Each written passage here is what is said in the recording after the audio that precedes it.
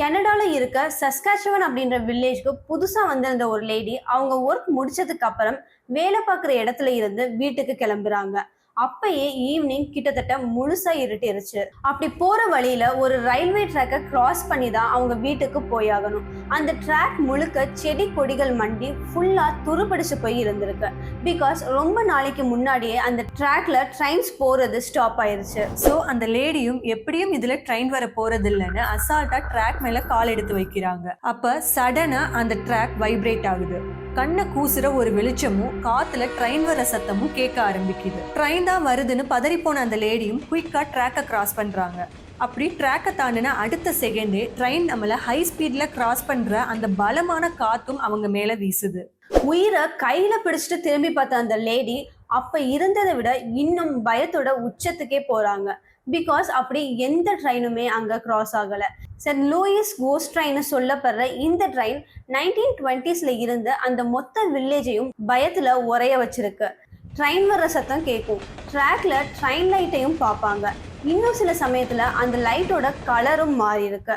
And sometimes tracks மேல கீழேன்னு vibrate கூட ஆயிருக்குன்னு அங்க இருக்க மக்கள் சொல்லியிருக்காங்க. ஒருத்தர் 2 பேர் இல்ல, அந்த மொத்த கிராமமும் இதை டைரக்டா ஃபேஸ் பண்ணியிருக்காங்க. அதுல சில பேர் இது ஒரு ட்ரெயின் பைலட்டோட ஆவி செய்யற வேலைன்னும், ட்ரெயின் ஆக்சிடென்ட்ல தலை துண்டா போன பைலட் இந்த ட்ராக்ல டார்ச் அடிச்சு அவரோட தலையை தேடுறாருன்னு சொல்றாங்க. இன்னொரு குரூப் ஆஃப் பீப்புள் அதெல்லாம் ஒண்ணும் இல்லைங்க, it's just trick of the light, அதாவது இது ஏதோ லைட்டோட மாயைன்னு சொல்றாங்க.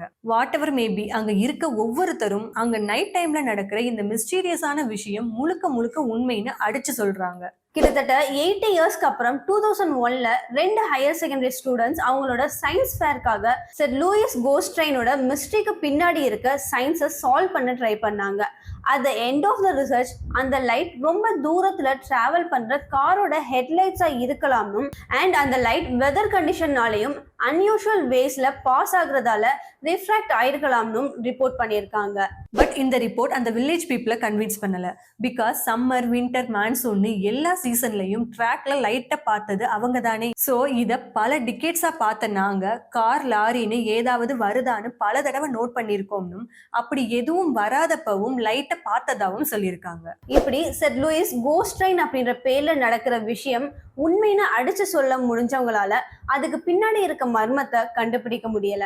இப்ப வரைக்கும் அந்த ட்ராக்ல ட்ரெயின் சவுண்ட் கேட்கறதும் லைட் தெரியறதும் ஸ்டாப் ஆகல. அது பேயோ இல்ல சயின்ஸோ, நைட் டைம்ல அந்த ட்ராக்ல இருந்து வர்ற மர்மத்தை எக்ஸ்பீரியன்ஸ் பண்றதுக்காகவே இப்ப இந்த சாஸ்காச்சுவன் வில்லேஜ்க்கு நிறைய டூரிஸ்ட் பீப்புள் வர ஆரம்பிச்சிருக்காங்க.